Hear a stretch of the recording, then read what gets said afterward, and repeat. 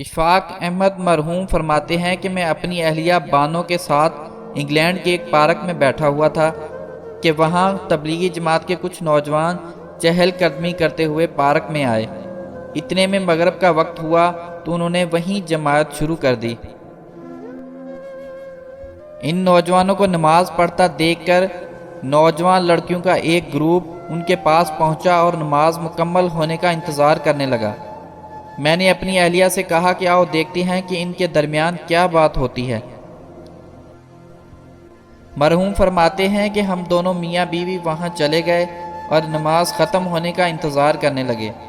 نماز ختم ہوتے ہی ان میں سے ایک لڑکی نے آگے بڑھ کر جماعت کروانے والے نوجوان سے پوچھا کہ کیا تمہیں انگلش آتی ہے؟ تو نوجوان نے کہا کہ جی ہاں آتی ہے۔ تو لڑکی نے سوال کیا کہ تم نے ابھی یہ کیا عمل کیا؟ تو نوجوان نے بتایا کہ ہم نے اپنے رب کی عبادت کی ہے۔ تو لڑکی نے پوچھا کہ آج تو اتوار نہیں ہے، آج کیوں کی ہے؟ تو نوجوان نے اسے بتایا کہ ہم روز دن میں 5 بار یہ عمل کرتے ہیں۔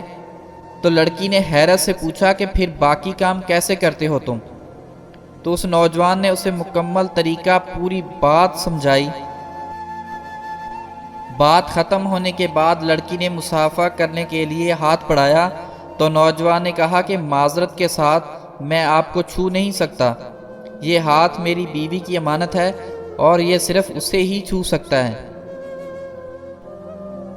یہ سن کر لڑکی زمین پر لیٹ گئی اور پھوٹ پھوٹ کر رونے لگی اور روتے ہوئے بولی کہ اے کاش یورپ کا نوجوان بھی اسی طرح کا ہوتا تو آج ہم بھی کتنی خوش ہوتی۔ پھر بولی کہ واہ کتنی ہی خوش نصیب ہے وہ لڑکی جس کے تم شوہر ہو۔ یہ کہہ کر وہ لڑکی وہاں سے چلی گئی۔